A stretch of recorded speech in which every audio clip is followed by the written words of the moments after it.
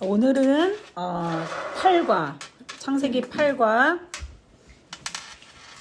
그 술에 취한 노아에 대해서 같이 공부를 해 보도록 하겠습니다.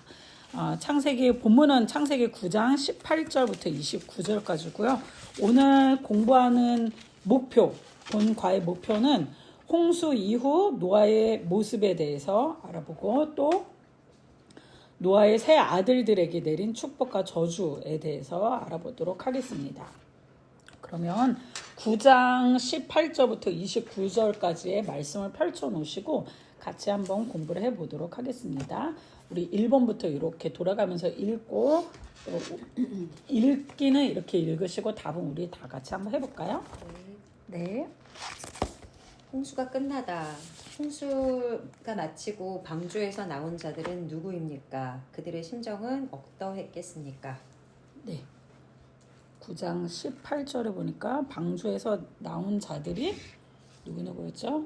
노아와 노아의 부인과 노아의 세 아들들과 노아의 자부들, 세 명의 자부들 이렇게 있었죠. 그들의 심정이 어땠을 것 같아요? 지난주 말씀에 홍수가 끝나자마자 방주에서 나와서 제일 먼저 한 게 하나님께 예배 드린 거라고 그랬죠. 그래서 노아가 얼마나 그 하나님을 우선으로 삼고 사는지에 대해서 진짜 그 심판의 때에 구원받을 수 있는 충분한 자격이 있다. 이렇게 좀 생각을 했었죠. 우리 역시 수많은 우리에게 바쁘고 또 분주한 일들이 있지만 하나님 앞에 예배하는 것을 가장 우선적으로 놓고 살아야 하겠다라는 그런 생각 지난주에 하셨을 것이라 생각합니다. 그러면 이제 홍수 끝났어요. 다 끝나서 모든 게 끝났어. 심판 다 끝나고 그 6장에 나와 있었던 그 어둠, 죄악이 관영했던 그 세상의 모습들 시집가고 장가가고 자기의 육의 정욕대로 살던 그 모든 사람들이 다 물에 휩쓸려 갔어. 심판을 당했어. 그리고 이제 이 8명만 남았잖아요. 그리고 하나님께서 그 땅을 또 축복하셨어. 새로운 명령도 주셨어. 이제 모든 것이 평안해요. 그리고 이제 새로 또 싹이 나기 시작하고 또 새로 나무가 나기 시작하고 모든 것이 이제 회복되죠. 이때 이제 이 노아의 심정이 어땠을까요? 그들의 심정. 저는 이제 생각이 든 게 그 배의 방주에 옆에 창이 없고 하늘만 있었잖아요. 그게 되게 다행이었었던 것 같아요. 그러니까 막 옆에 만약에 있었으면 너무 안 좋은 것들 되게 많이 보고서 이 심리적인 충격들도 되게 심했었을 것 같은 그런 생각이 들더라고요. 근데 이제 그 심판의 때에 다른 것들 보지 않고 하늘만 바라볼 수 있었던 것도 하나님께서 주신 축복이 아닌가 그렇게 싶더라고요. 그리고 이제 모든 것이 안정이 됐죠. 그러니까 사실 되게 그 심판의 때 그리고 심판을 준비할 때 너무 많은 그런 긴장감들이 있었을 것 같아요. 그 배를 지으면서도 되게 긴장감이 있었고 심판이 올 것이라는 긴장감도 있었지만 주변 사람들에 대한 그 공격과 비난, 조롱 이런 것들을 견뎌야 되는 그런 이제 압박들도 있었을 거 아니에요. 그런 압박들 그리고 심판에 대한 두려움 그리고 막상 그 안에서 배 안에서 심판을 겪고 있을 때에 그 수많은 긴장감들이 있었을 것이라는 거죠. 긴장감, 공포 막 이런 것들이 두려움들 이런 게 분명히 있었을 것이라는 거죠. 그런데 이제 그게 다 끝났어요. 끝나고 나면 사실 거의 대부분의 사람들이 성경에 나온 거의 대부분의 사람들이 다 마찬가지의 패턴을 보이는데 그러니까 어려움이 닥칠 때는 두 손 들고 하나님 앞에 나와요. 그리고 이제 그게 끝나면 다시 방탕한 모습으로 죄인된 모습으로 돌아가요. 그러니까 사람이 사실 마음이 풀어지는 게 되게 이게 무섭더라고요. 그래서 이게 사실 어려움을 겪고 있을 때에 그 하나님 앞에 나오는 게 되게 빠르고 쉬워요.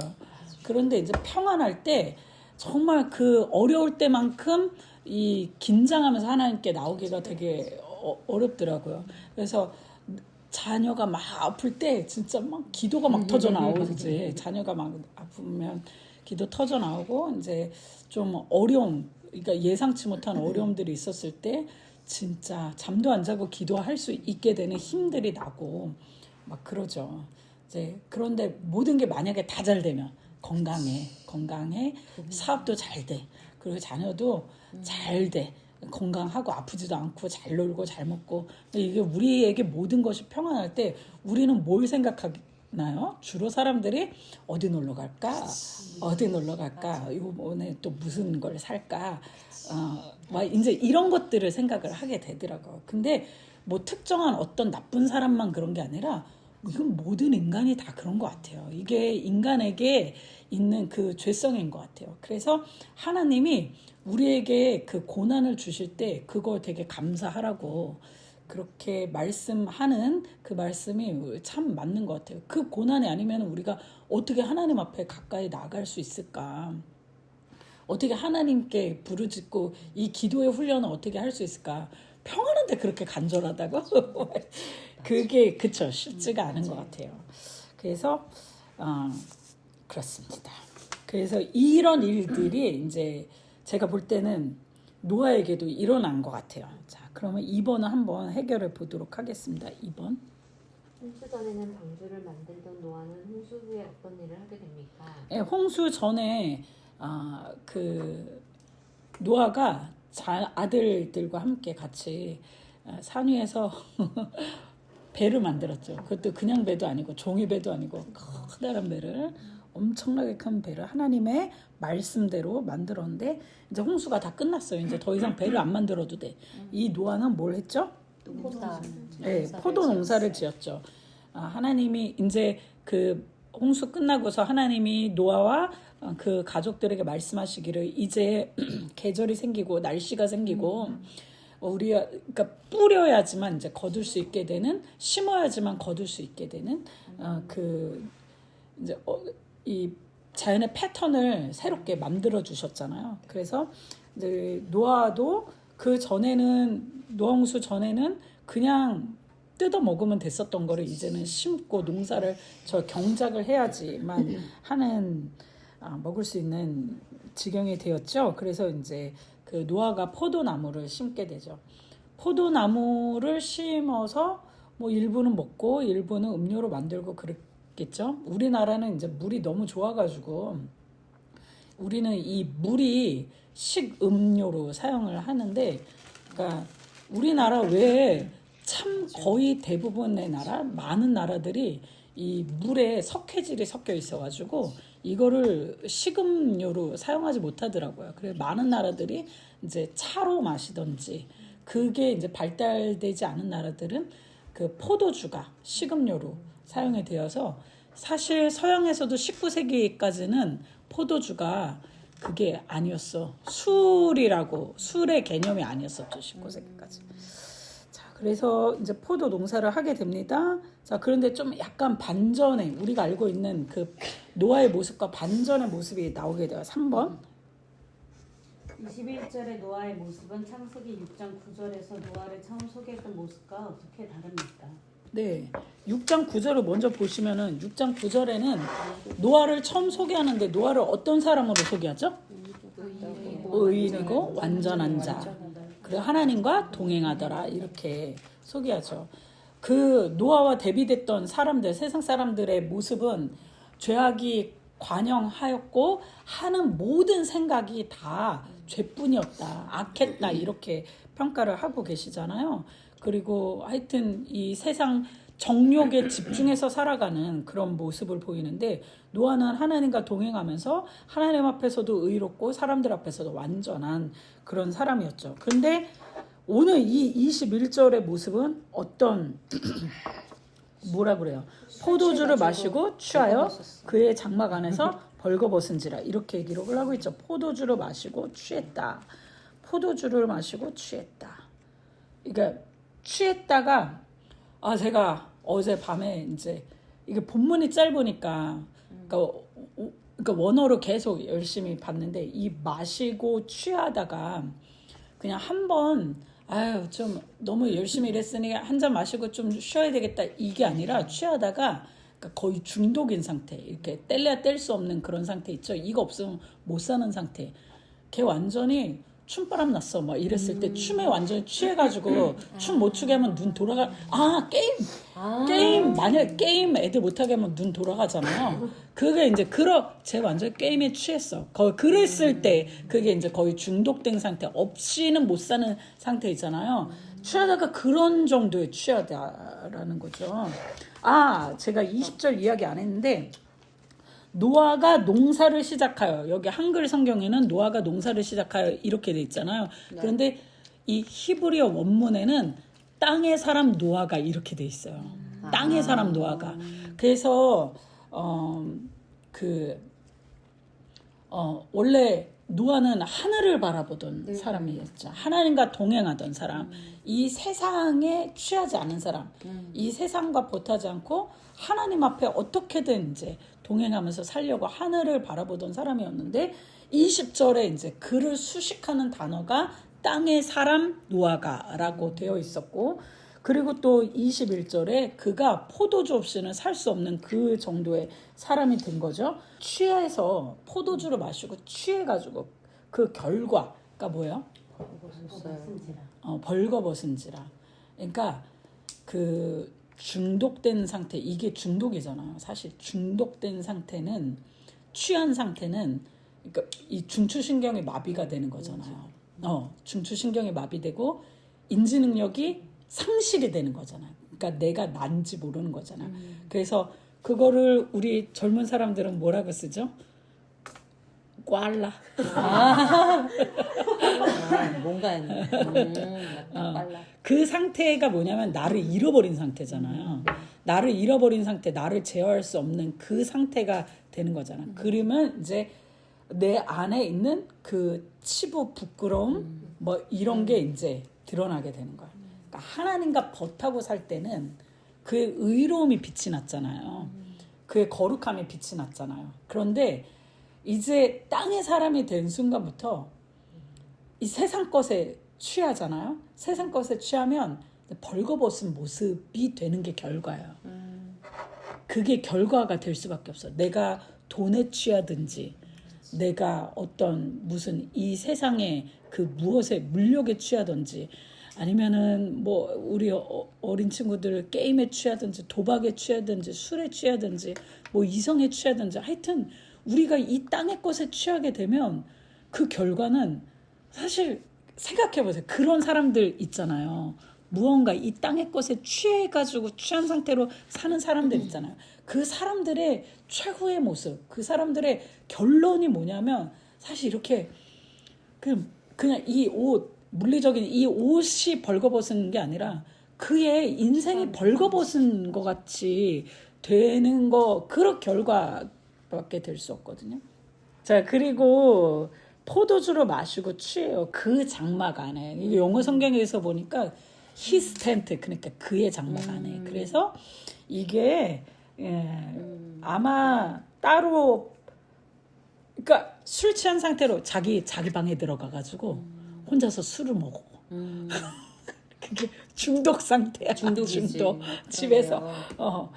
그리고 거기에서 이제 더워서 벗은 건지 하여튼 이렇게 하여튼 벌거벗었다 이렇게 이야기를 합니다. 근데 여기까지도 이제 문제죠. 근데 이제 22절에 큰 문제가 생기게 됩니다. 4번.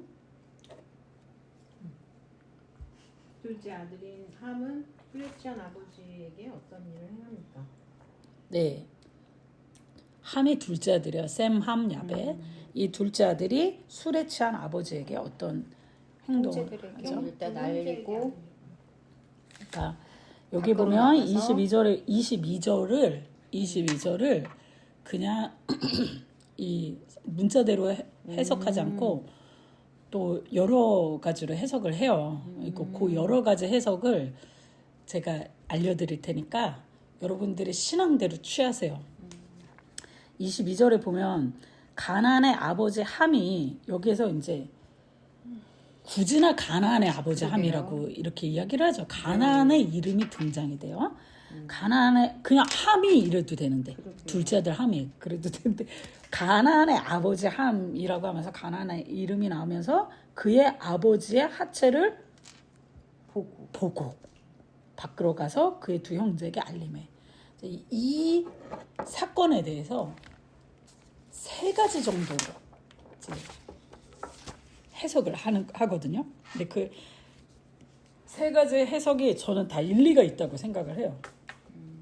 하나는 우리가 그냥 보통 알고 있는 그 아버지 함이 그의 아버지의 하체를 보았다. 그러니까 눈으로 보았다. 근데 이 보다가 그냥 라라는 단어야. 라. 이 라가 그냥 뭐 룩시 뭐 이게 아니라 이 라는 그러니까 그냥 보고 지나가는 게 아니라 주도 면밀하게 살피는. 그리고 심각하게는 좀 안 좋게 할 때는 자기가 만족할 때까지 눈으로 보는.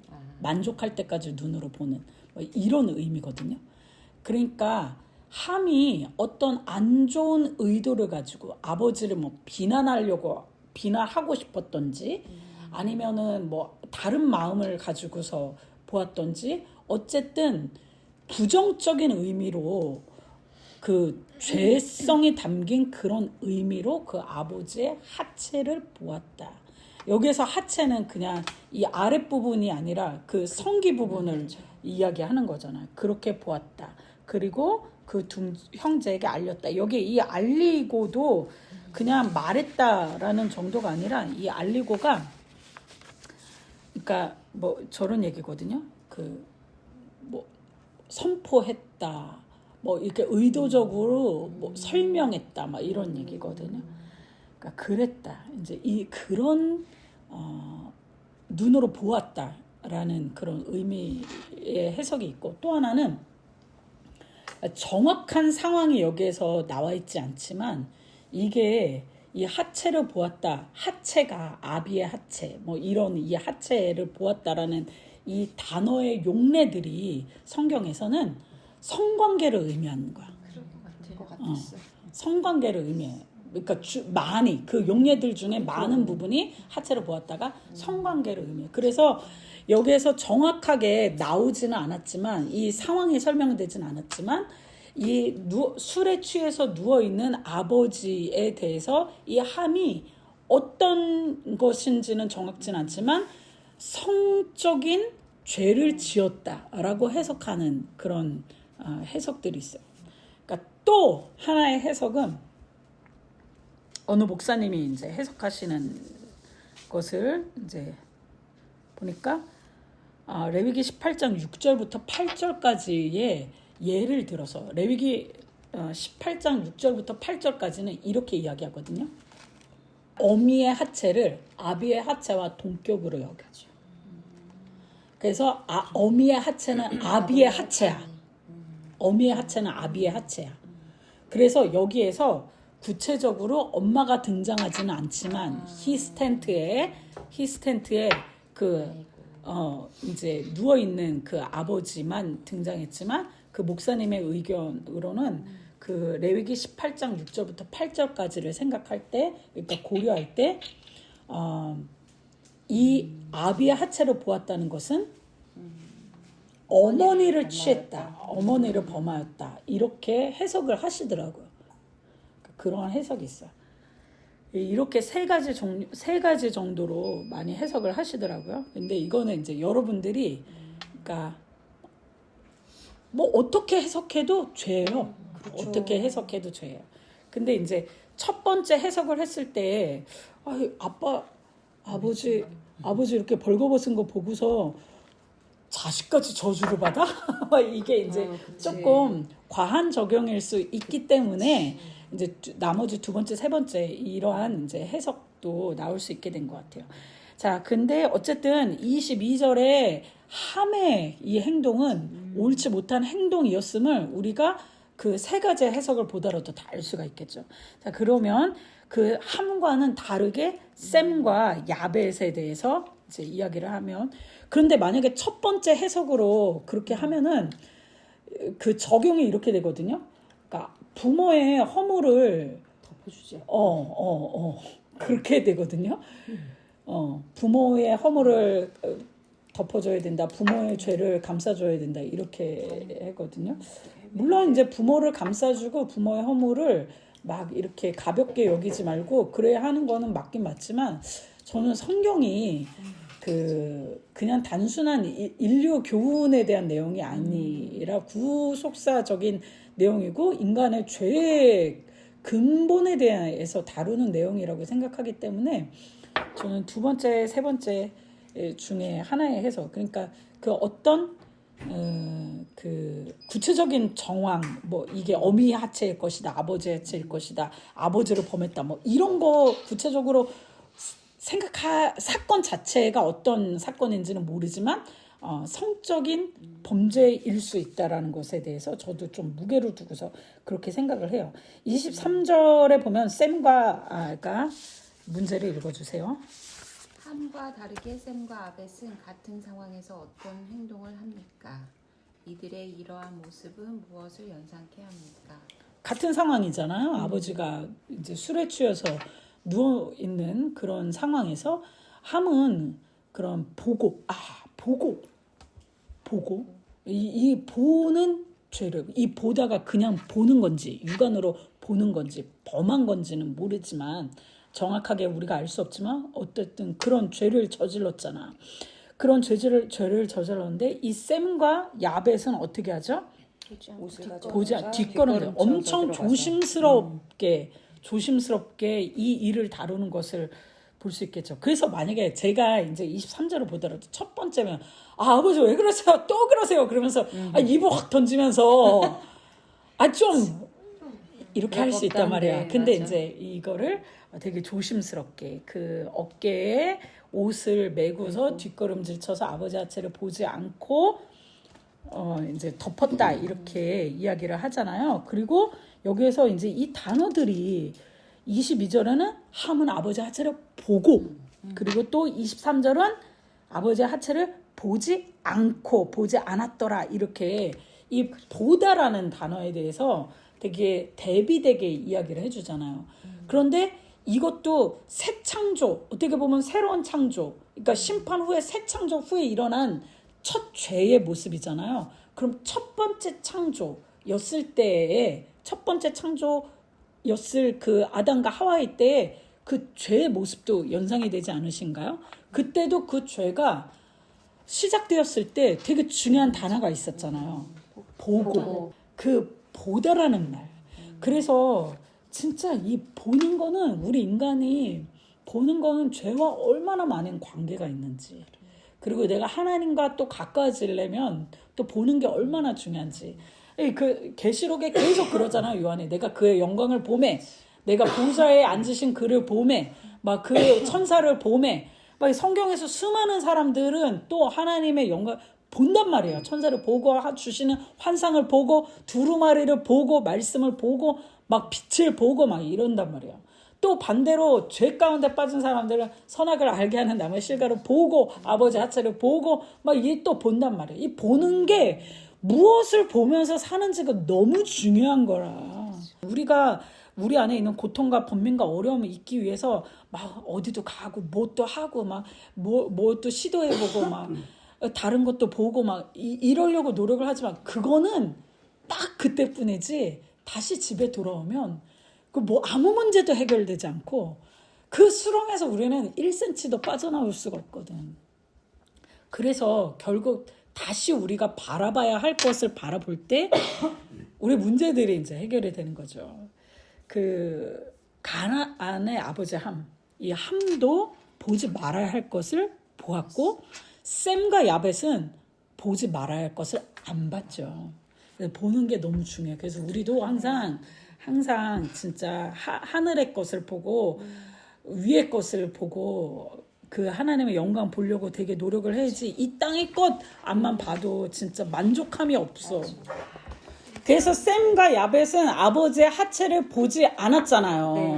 그리고 아버지의 허물과 아버지의 수치를 옷으로 가려줬잖아. 그러니까 이게 처음 하나님이 천지를 창조하고 나서 처음 인간의 범죄했을 때에 그 하나님이 아담과 하와의 수치와 허물을 가려주었던 모습이랑 지금 또 새 창조가 되고 나서 이 인간이 죄를 범했을 때 이 샘과 야벳이 아버지의 하체를 가려준 모습이랑 좀 이게 같이 상통하잖아요. 그 모습을 볼 수가 있잖아요. 자, 그 다음에 6번. 셈, 함, 야벳은 각각 어떤 축복과 저주를 받습니까? 우리는 이 축복과 저주의 내용들을 통해 무엇을 알게 됩니까? 네, 25, 26, 27절인데 한번 돌아가면서 읽어보도록 하겠습니다. 이에 이르되 가나안은 저주를 받아 그의 형제의 종들의 종이 되기를 원하노라 하고 또 이르되 셈의 하나님 여호와를 찬송하리로다. 가나안은 셈의 종이 되고 하나님이 야벳을 창대하게 하사 셈의 장막에 거하게 하시고 가나안은 그의 종이 되게 하시기를 원하노라 하였더라. 아멘. 네. 그래서 노아가 술이 깨가지고 그 작은 아들이 자기한테 행한 일을 알고, 그러니까 이것도 이제 제가 아까 말씀드린 저는 그냥 육안으로 아버지 하체를 보았다, 이게 좀 설득력이 없다고 느껴지는 게 24절에 보면 술이 깨가지고 작은 아들이 자기에게 행한 일을 알게 됐다. 그러니까 본 게 뭐 심지어 심하게 아버지 놀렸어도 레리꼴레리 막 이렇게 놀렸어도 우리 아빠 또 저러고 있대요. 이렇게 놀렸어도 이게 그의 이게 후손들까지 저주할 일인가 이제 그렇게 싶은 거죠. 그러니까 너무 과한 처사 같다 그렇게 느껴지는 거죠. 그래서 이제 노아가 그 각각 아들들에게 저주와 축복을 합니다. 25절에 보면 가나안은 저주를 받아 그의 형제들의 종들이 되기를 원한다 이렇게 이야기를 하죠. 근데 죄는 누가 졌는데 왜 죄는 함이 지었잖아요. 그렇죠? 가나안의 아버지라고. 가나안의 아버지 함. 그러니까 가나안이 그 함의 아들인데 죄는 함이 지었는데 가나안이 이제 저주를 받아요. 이거 어떻게 여러분 해석할 수 있겠습니까?